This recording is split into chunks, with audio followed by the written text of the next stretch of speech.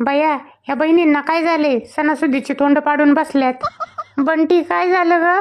Mummy, rakhi पौर्णिमा वर्षातून एकदाच येते ना, मग आम्हाला आमच्या भावाला चांगल्या साड्या घ्यायला काय झालं? रेशी, तुझी पण साडी साधीच आहे का?